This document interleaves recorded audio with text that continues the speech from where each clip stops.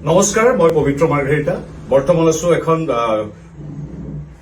Caribbean ৰাষ্ট্ৰ গ্ৰেনেডা নামৰ দ্বীপৰাষ্ট্ৰত, অতি গুৰুত্বপূৰ্ণ আৰু শক্তিশালী গণতান্ত্ৰিক দেশ গ্ৰেনেডাত দুদিনীয়া চৰকাৰী কাৰ্যসূচীলৈ আহিছো কেৰিবিয়ান দ্বীপপুঞ্জলৈ। কিছু সময়ৰ আগতে আমেৰিকা যুক্তৰাষ্ট্ৰৰ পৰা গ্ৰেনেডাত নামি মোবাইলটো খুলি দেখিলো অতি ভাল খবৰ, যিটো ভাল খবৰ প্ৰতিগৰাকী অসমীয়াই উদযাপন কৰিছে যে অসমীয়া ভাষা ভাৰতৰ অন্যতম ধ্ৰুপদী ভাষাৰূপে মোদী চৰকাৰে স্বীকৃতি দিছে। গতিকে প্ৰথমেই আমাৰ দেশৰ মাননীয় প্ৰধানমন্ত্ৰী নৰেন্দ্ৰ মোদী ডাঙৰীয়া, গৃহমন্ত্ৰী অমিত শ্বাহ ডাঙৰীয়া, সাংস্কৃতিক দপ্তৰ তথা অন্যান্য সংশ্লিষ্ট দপ্তৰৰ সকলো বিষয়ববীয়া, তেখেতসকলক ধন্যবাদ জনাইছো। আৰু এই গোটেই প্ৰক্ৰিয়াটো ত্বৰান্বিত কৰি তাহানি শিক্ষামন্ত্ৰী হৈ থকাৰ দিনৰ পৰা আজিলৈকে নিৰৱচ্ছিন্নভাৱে এই কামত লাগি থকা অসমৰ মাননীয় মুখ্যমন্ত্ৰী ডক্টৰ হিমন্ত বিশ্ব শৰ্মাকো এগৰাকী কৃতজ্ঞ অসমীয়া ৰূপে মোদী ডাঙৰ পিছতেই তেখেতক আমি ধন্যবাদ জনাইছো। আমাৰ অসমীয়া ভাষাটো অতি শক্তিশালী ভাষা, নজহা নপমা এক সুৱদী ভাষা, এটা ধ্ৰুপদী ভাষাৰ যিখিনি গুণ থাকিব লাগে প্ৰতিটো গুণেই হাজাৰ বছৰ ধৰি বিদ্যমান। এই ভাষাৰ স্বীকৃতিৰ বাবে সকলো গুণ আমাৰ আছে আৰু কেতিয়াবাই আচলতে স্বীকৃতি পাব লাগিছিল। তাৰ বাবে প্ৰয়োজন ৰাজনৈতিক সদিচ্ছাৰ, ৰাজনৈতিক সিদ্ধান্তৰ, আৰু সেয়া কৰি দেখুৱালে আমাৰ দেশৰ মাননীয় প্ৰধানমন্ত্ৰী নৰেন্দ্ৰ মোদীদেৱে।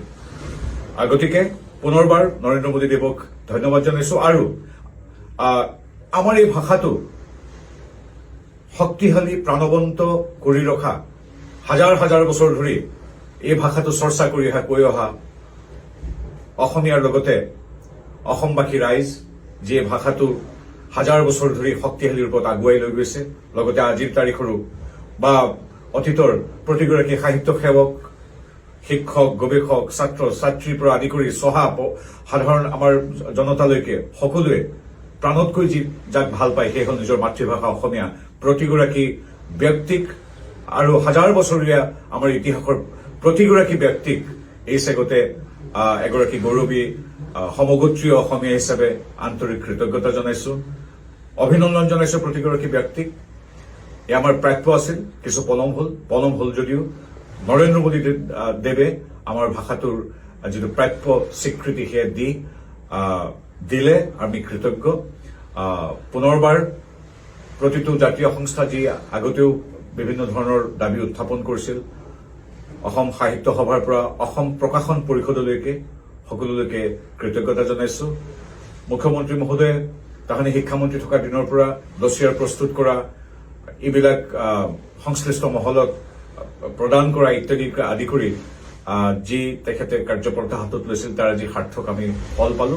পুনৰবাৰ মোদী ডাঙৰীয়া, অসমৰ মুখ্যমন্ত্ৰী ডাঙৰীয়া, সংশ্লিষ্ট প্ৰতিটো সংস্থা, প্ৰতিগৰাকী ব্যক্তি, সাহিত্যসেৱী, ভাষাটোক প্ৰাণতকৈ ভাল পোৱা প্ৰতিগৰাকী ব্যক্তি আৰু সমগ্ৰ অসমীয়া জাতিক অভিনন্দন জনোৱাৰ লগতে বাঙালী ভাষা, পালি প্ৰাকৃত আৰু মাৰাঠী ভাষায়ো স্বীকৃতি লাভ কৰিলে সকলোলৈকে আন্তৰিক ধন্যবাদ জনাইছো। আজি সঁচাকৈ এটা সুখৰ দিন। আজি অসমীয়া ভাষাৰ এই স্বীকৃতিয়ে আমাৰ জাতিটোক আৰু শক্তিশালী কৰিলে, অসমক শক্তিশালী কৰিলে। আমি কৃতজ্ঞ, আমি অভিভূত। সকলোকে পুনৰ ধন্যবাদ। মোদী ডাঙৰীয়াক পুনৰ ধন্যবাদ, অসমৰ মুখ্যমন্ত্ৰী মহোদয়ক পুনৰ ধন্যবাদ। জয় অসম, বন্দে মাতৰম।